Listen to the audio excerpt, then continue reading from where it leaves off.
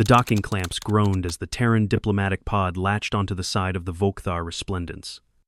Inside the receiving bay, tension coiled like a compressed spring beneath the polished scales of the alien officers.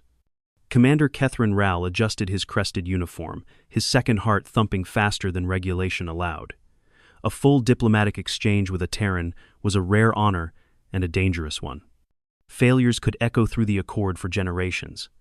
When the pod's hatch hissed open, a single human stepped out with a gait too casual for the occasion. He wore a matte gray jumpsuit, a diplomatic badge on his chest, and an expression of cautious neutrality.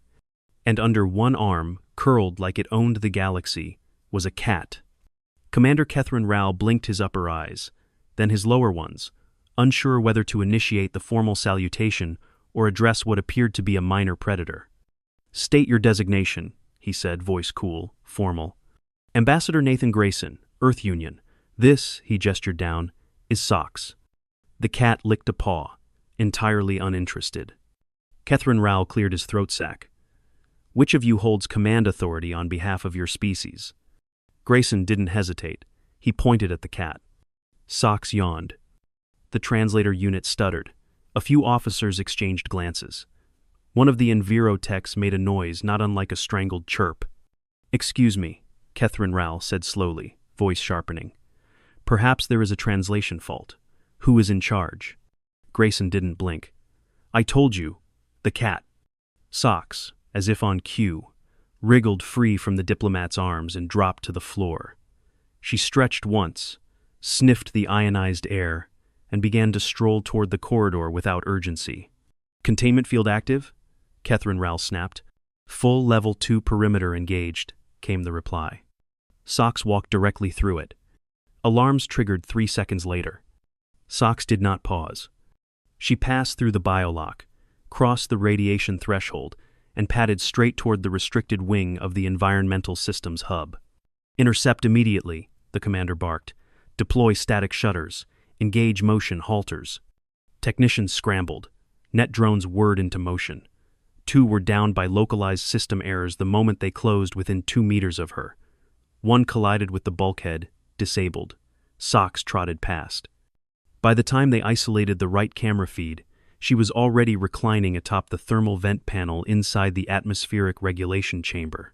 Eyes closed. Purring. "Is this an attack?" Kethrin Rao hissed.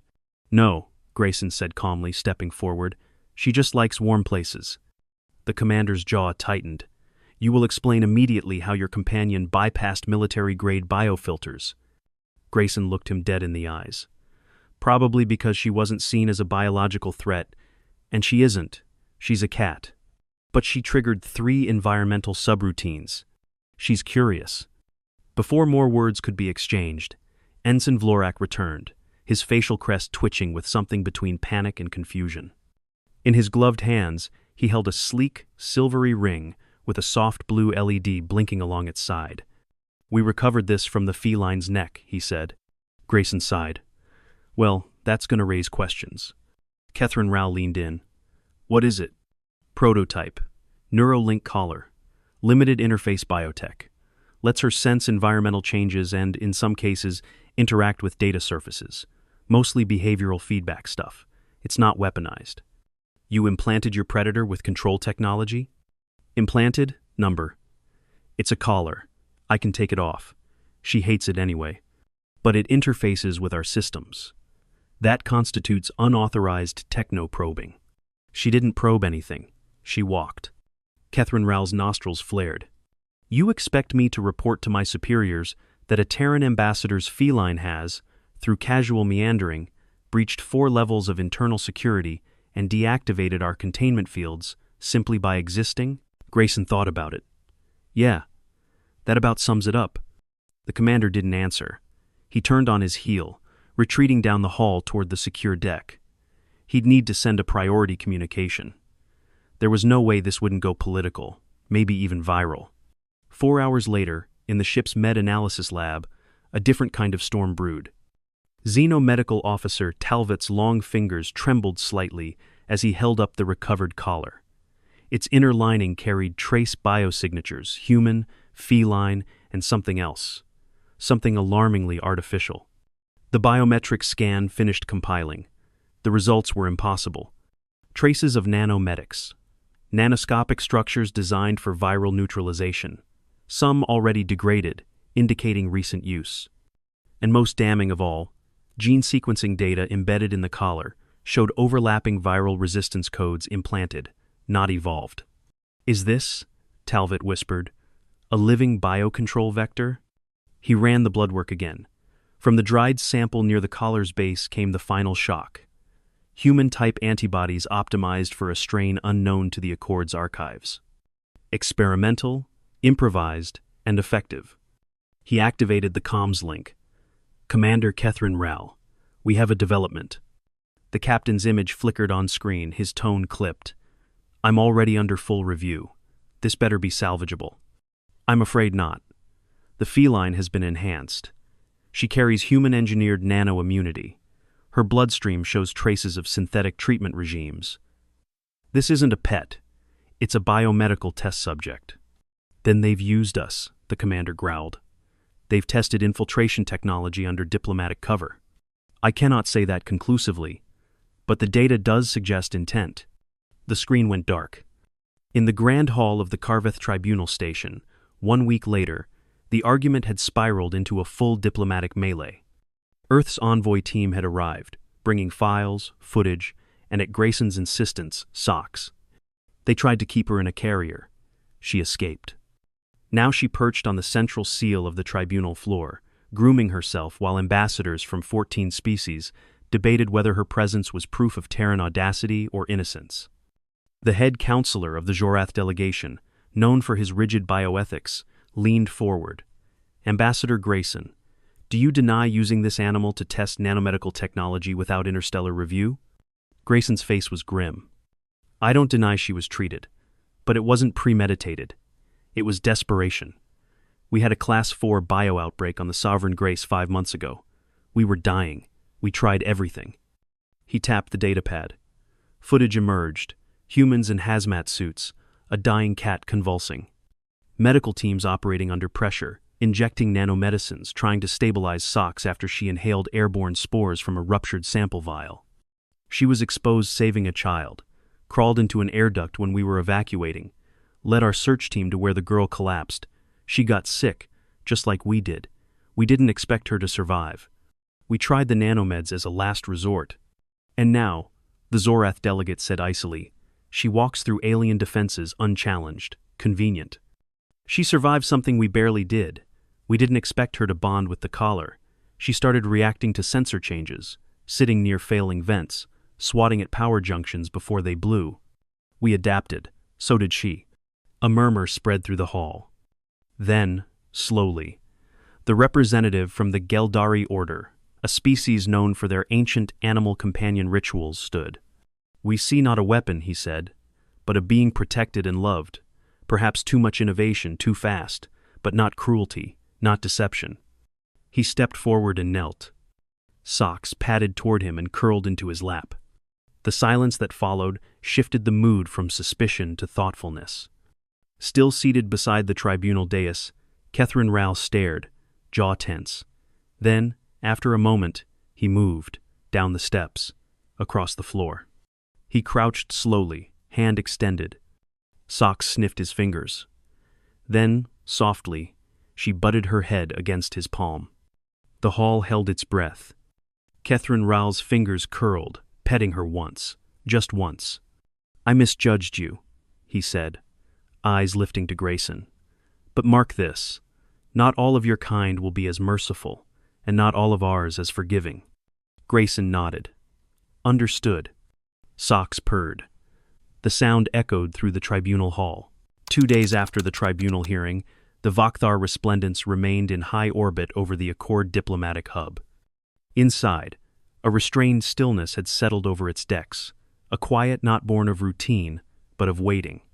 Every officer aboard understood the implications. The tribunal hadn't closed the matter. It had only agreed not to escalate. For now. Commander Catherine Rowell moved through the ship like a being hunted by shadows, not because he feared for his life, but because political disgrace lingered like rot in his bones. His people, the methodical, status-anchored Threxel, viewed failure in diplomatic protocol as a contagion. And Catherine Rowell had let a Terran cat compromise containment, walk across tribunal seals, and earn the visible approval of the Geldari Order, all under his command. He entered the Med Archive lab without announcement. Xenomedical Officer Talvet looked up from the biomicroscope, his luminous green eyes dimmed with exhaustion. "Well?" Catherine Rowell asked. Talvet hesitated. "The initial samples were incomplete. We've requested full biometrics from the Terrans. They sent us most of the data, including logs from their bio-outbreak, but some portions of the cat's genomic sequencing are redacted." Catherine Rowell's hands curled behind his back. "On what grounds?" "Classified Earth Union Medical Directives, Sections 92C and 94 Gram. Defense-adjacent research, they claim." The commander's lip twitched. "So the humans are hiding something?" Talvet frowned. "Not necessarily. The redacted sequences don't align with any known weaponization markers. They correlate more closely with rapid immunoadaptive responses. The nanome traces are consistent with post-exposure therapies, desperate, aggressive treatments. If they were experimenting, they did it under real duress." "Intentions don't clear guilt," Catherine Rowell said softly. "The tribunal may have let us leave with dignity, but the Goral and Zorath delegates were unconvinced. They've called for an ethics board review within the month." Talvet set down his scanner. "Commander, there's more." "Speak." "I reanalyzed the Neuralink collar. The interface software, it's modular, highly adaptive. It wasn't just receiving environmental data. At one point, it sent out a pairing request to our internal systems." Catherine Rowell stiffened. "A pairing request? From the cat?" "From the collar. But yes, while the cat was resting in the environmental chamber, it attempted to handshake with our ventilation control matrix. Was it successful?" "Number. Our firewall rejected it, but the software protocol was close. Very close." Catherine Rowell said nothing for a long moment. Then, "Submit a classified report to the Accord Intelligence Review, and isolate the collar." "Yes, Commander." Across the station, Nathan Grayson sat in the small, temporary Earth Union suite, his forearms resting on the table beside a silent datapad. Socks lay curled near the window, tail flicking, eyes half closed. She hadn't touched her food all day. He reached down, gently brushing her side. "Still tired?" Socks blinked once, then nestled closer to the warm edge of the viewport. The silence stretched until the comm alert pinged. Grayson rose and tapped the console. Deputy Medical Officer Lydia Chen appeared on screen. "We got your request," she said. "You want the full declassified records of Sock's outbreak treatments unsealed?" Grayson nodded. "There's no way this ends well, unless we're completely transparent." Lydia sighed. "It's risky. Those nanomeds were still in prototyping. We'd be admitting we used an unapproved biotech vector on a non-consenting animal, even if it saved her life." "I know. She was legally declared under medical care and emergency intervention by Dr. Reeds back then. That's the only reason no charges were filed." "I remember. She's not just a symbol now, Nathan. She's a flashpoint. You expose too much, and the Accord might fracture over how different species treat animals. I'd rather they fracture over truth than suspicion." Lydia looked at him for a long time. Then she nodded. "I'll send it. But Nathan, if they come asking why we didn't mention that part of her immune response was genetically adapted using rapid splice editing, we have to be honest." "I will be." Meanwhile, in the medical wing of the Gorel flagship orbiting nearby, two xenobiologists hovered over a 3D printout of the collar's firmware schematic. Unlike the Threxel, the Gorel believed in active analysis over passive reception. If the cat had been used to interface with alien tech, then every detail of that interface had to be understood. "The Terrans claim this is accident," one said. "But these neural pathways? The algorithm adjusts in sub-seconds." The second scientist grunted. "That's not pet-grade tech. That's field operative design." "So is this animal an agent?" "Number. It's more complicated." They turned to the holograph of the cat. In it, Socks was mid-yawn, pink tongue out, pupils dilated. Too smart to ignore. Too natural to distrust. They did not notice the third observer in the room, the ambassadorial attaché from the Holzar enclave. who left without a word and began composing a memo entitled Biological Bond Creatures as Cultural and Strategic Instruments, Implications for Accord Stability. Back aboard the Vokhtar Resplendence, Socks stirred. She'd been asleep for almost 9 hours, longer than usual. Grayson had run diagnostics on her implant chip just to be sure. But everything checked out, no inflammation, no elevated stress hormones. She patted off the windowsill and moved toward the central console. Grayson watched her approach, heart hitching a little. Socks?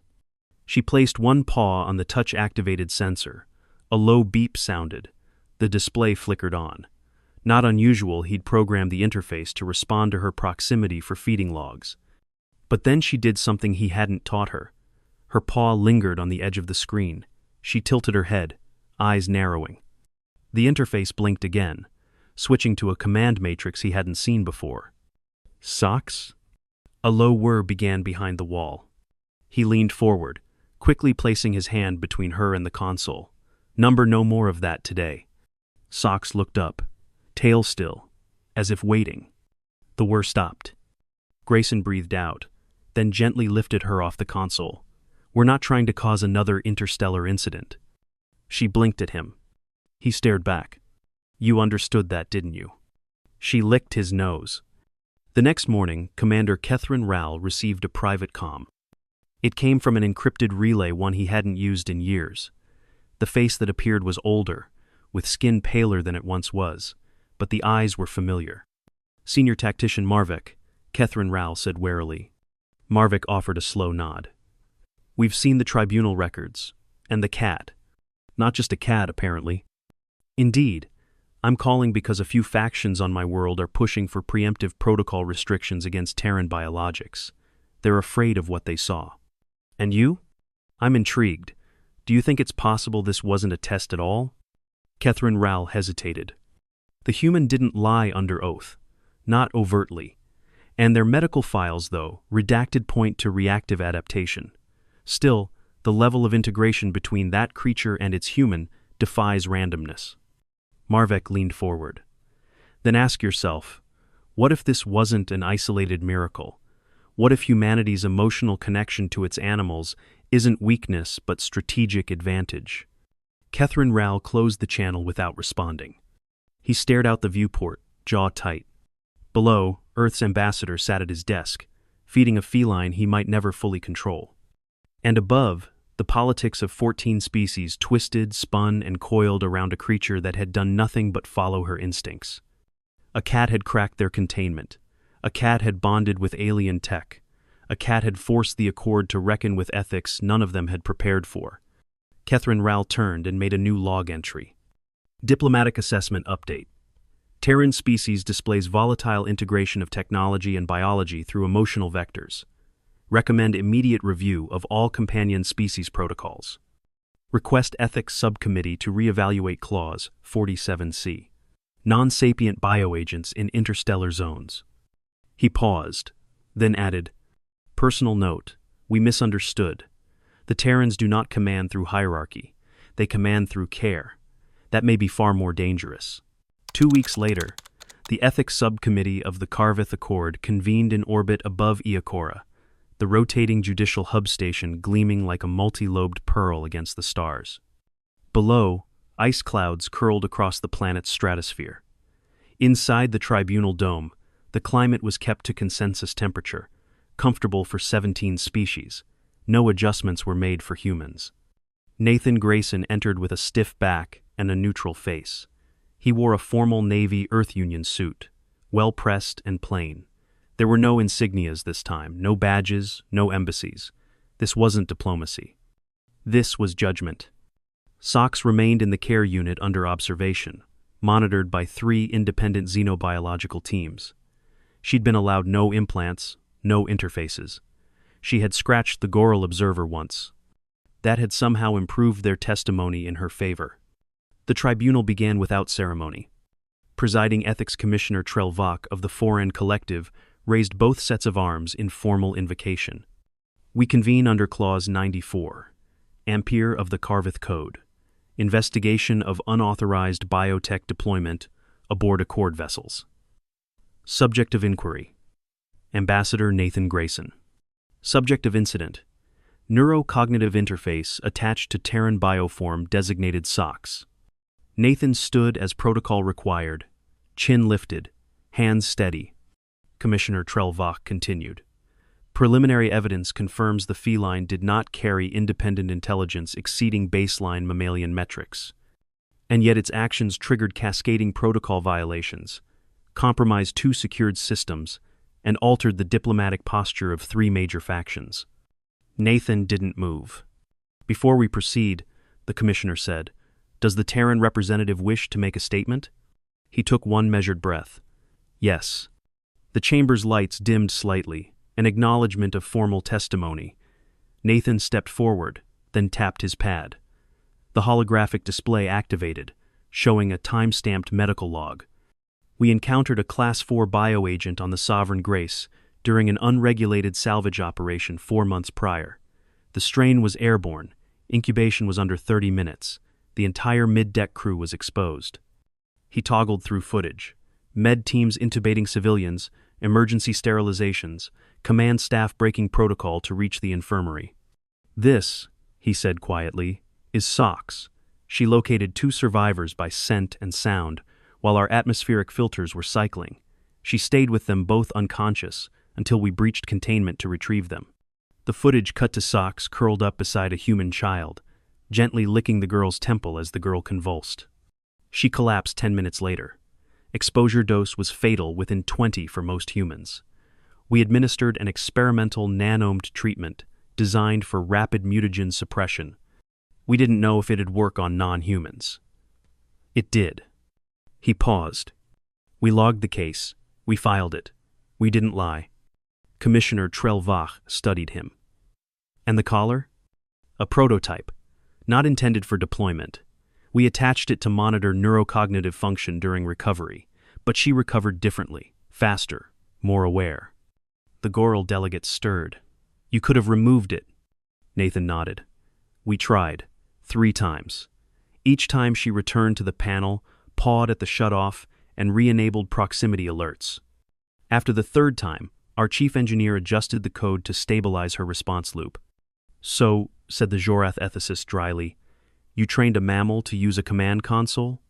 Number, we adapted to her behavior. There's a difference. Murmurs filtered through the room. Commissioner Trelvach leaned forward. Intentions aside, your actions altered a living organism. You integrated human technology with an animal nervous system and allowed that integration to continue in an interstellar context. How do you respond to the accusation that this constitutes biological coercion? Nathan's voice was quiet. Would it still be coercion if she walked away? You think she understood? I think she chose to stay with us. The silence was longer this time. Then the Geldari delegate stood. I have examined the neural feedback logs. The cat displayed reinforced pattern behaviors, but not forced compliance. It did not obey commands. It acted from familiarity and autonomy. This is not a slave animal. It is a bonded one. Several heads turned. The Jorath delegate hissed. Bonded or not, the human created a loophole. If they can use emotionally linked animals to slip past biosecurity, what stops them from training larger ones? Weaponizing them? Deploying them en masse? Nathan didn't flinch. That's not what we did. But you could. We also could build orbital weapons capable of sterilizing a moon. But we don't. Trust isn't about capability. It's about restraint. The tribunal broke for deliberation. In the waiting suite, Nathan sat alone. His suit collar itched. His temples ached. He hadn't slept more than 3 hours in days. Not because of guilt he didn't feel guilty, but because the pressure of representing not just Earth, but the unpredictability of human empathy, weighed more than his bones wanted to carry. He looked up as Talve entered, the Threxel xenomedical officer standing stiffly by the door. I came to return this, Talve said, holding out a small, shielded container. Nathan took it and opened it carefully. Inside lay the collar cleaned, inert, its systems deactivated. We isolated the nanocode for ethics evaluation. It won't function again without human recoding. Nathan nodded. Thank you. Talvet hesitated. She saved lives and endangered others. I've reviewed her blood chemistry over 12 cycles. There are traits in her genome that didn't exist in any Earth feline we've cataloged. Nathan said nothing. You edited her? Number. Someone did. Nathan exhaled slowly. We don't know. Could have been a passive transference from the nanomeds, or something deeper. She's a rescue. We picked her up from an abandoned colony ship near Europa years ago. Telvet's brows rose. That was never in your file. Wasn't supposed to matter. Telvet studied him. It might. Now. He left without another word. When the tribunal resumed, the hall was colder. Figuratively and literally, someone had adjusted the atmospheric blend for an aquatic species. Commissioner Trelvach raised all four arms again. Findings have been submitted to the Accord's Permanent Ethics Registry. The tribunal does not find sufficient evidence to accuse the Earth Union of biotechnological aggression. However, the use of neuro-interface technology on non-consenting fauna in shared Accord space constitutes a breach of oversight. Sanctions will include suspension of active neural link deployment aboard non-Terran vessels and a full review of your nanomedical protocols. Nathan nodded, quietly relieved. And the animal? The tribunal defers to the Geldari Order, whose long-standing stewardship of animal ethics is respected. Their delegate has volunteered to evaluate the feline's continued welfare. Grayson's heart clenched. But the Geldari stood. We decline custodianship. The creature belongs with its bonded human. We ask only that the collar remain inactive and monitored. In this, we trust. He turned, locked eyes with Grayson, and gave the smallest nod. It was over. Or it would be, once the whispers died down. The Accord had closed the case. Officially. Unofficially, trust had been dented. But not broken. Nathan left the tribunal quietly. That night, in his quarters aboard the Sovereign Grace, he opened the door to find Socks already sitting there. Someone had returned her. She stood, tail upright, and meowed once, a sound that echoed through the stillness louder than anything the tribunal had said. He dropped to one knee. She leapt into his arms. He buried his face in her fur, shoulders finally relaxing. The collar remained sealed in its box on the table. They'd made it through. Barely. The stars beyond the viewport shimmered like scattered embers as the Sovereign Grace detached from the tribunal ring and eased back into its patrol arc. Nathan Grayson stood on the upper observation deck, one hand pressed against the glass, the other loosely holding a ceramic mug that had gone cold hours ago. Socks lay curled beneath the bench beside him, belly exposed, completely untroubled by the interstellar scandal she'd unwittingly ignited. Her breathing was slow, steady, peaceful. He envied her for that. The ethics ruling had cleared Earth diplomatically, but beneath the surface, things remained delicate. The tribunal's decision had been careful, but not generous. Though no embargoes had been imposed, no one failed to notice the sudden uptick in surveillance scans on Terran vessels or the quiet additions to foreign docking protocols, revised containment thresholds, cross-species biometric mapping, auxiliary pathogen screens. Not punishment. Not yet. But certainly no longer trust. Nathan exhaled. They're watching us, Socks. Closely. She flicked an ear. Unimpressed. Can't say I blame them. He knelt beside her, resting his back against the bench, eyes wandering the deck's curved ceiling panels. They think we're reckless. Maybe we are. We stitched you up with tech we barely understood because we couldn't accept letting you die. Because you meant something. That's not science. That's desperation. Socks stretched, rolled, and pressed her head into his thigh. He didn't move for a long time. A week later, Earth Union Command summoned him for a debrief. The officer assigned to conduct it, a pale, sharp-featured man named Harrow, greeted Nathan with a handshake that was more formality than welcome. "We appreciate your handling of the tribunal," Harrow said, leading him into a stark gray chamber. "Diplomatic discipline under that kind of scrutiny isn't easy." Nathan offered a smile he didn't feel. "Wasn't exactly a vacation." Harrow didn't sit. "There's concern. Not about you, well. Not exactly, but about the incident. About implications." "Which ones?" "The ones everyone's too cautious to write down," Harrow replied flatly. "A housecat walked through multi-layered alien containment, triggered cross-species ethical reviews, and forced 14 cultures to reconsider whether emotional bonds can override protocol. That's not nothing. Nathan folded his arms. You're implying we did that on purpose? I'm implying that if it was on purpose, it was a genius field test. And if it wasn't, it's a vulnerability we'd be fools not to explore. Nathan's stomach turned. So now we're studying how to weaponize trust? Harrow raised his eyebrows. I didn't say that. No, but you're thinking it. There was a pause. Then Harrow moved to the wall console, tapped a few keys, and rotated the screen toward him. It displayed a project header. Bio-bonded operative systems. Behavioral catalysts in companion species integration. Nathan stared at it. That was shut down years ago. Revived. After the tribunal, we had 6 independent observers report what they called non-traditional tactical influence, emerging from a non-sapient entity. That got attention. He closed the file. And before you worry, no one's coming for your cat. Nathan stood. She's not a cat to them. She's a precedent. Harrow gave a thin smile. She's both. Later that evening, Nathan sat outside the Sovereign Grace's medbay, arms resting on his knees, watching the silent corridor stretch in both directions. Inside, Sox was undergoing her final post-tribunal bioscan. It wasn't invasive, just a passive cellular reading to finalize her re-entry logs. The door hissed open after 30 minutes. Chief Medical Officer Asari, a tall, wiry woman with gray-streaked hair and a face that hadn't smiled in 3 weeks, stepped out holding a tablet. She's clear. No anomalies, no rogue nanomeds. Neurological mapping is stable. If anything, she added, glancing down, her stress levels are lower than yours. She sleeps better, Nathan said. Asari handed over the report. You want to know the weird part? He looked up. She still responds to environmental changes in deck systems. 2 minutes before the med scanner detected an airflow inconsistency, she got up and stared at the vent. Like she knew. Nathan absorbed that. And you're saying it's instinct? I'm saying we don't know. Maybe it's conditioning. Maybe intuition. Maybe we built the world around her just enough for her to see its seams. He nodded slowly. She's always been good at that.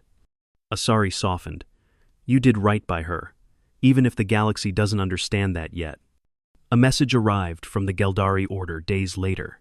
Encrypted but friendly, it came directly from their ethics council. The message was short. In our culture, loyalty born of instinct is not a tool. It is a virtue.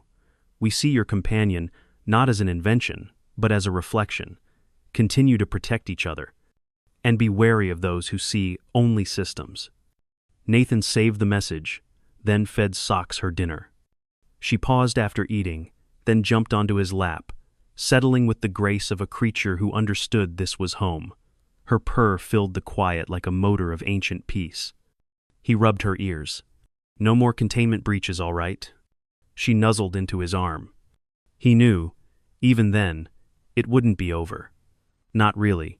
There would be probes and audits and reports filed by analysts who never touched fur or heard a midnight yowl. But the choice to treat her as a partner, not a project that had been his, that still was.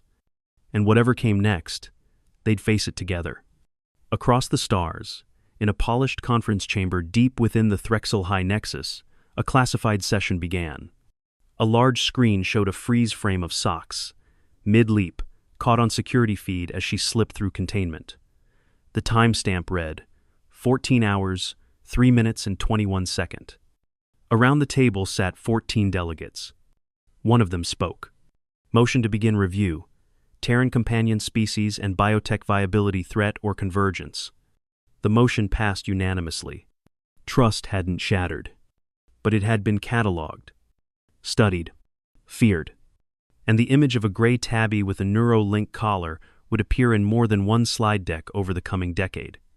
Not as a threat, not as a weapon, but as a question. What else had humanity learned to love and to power?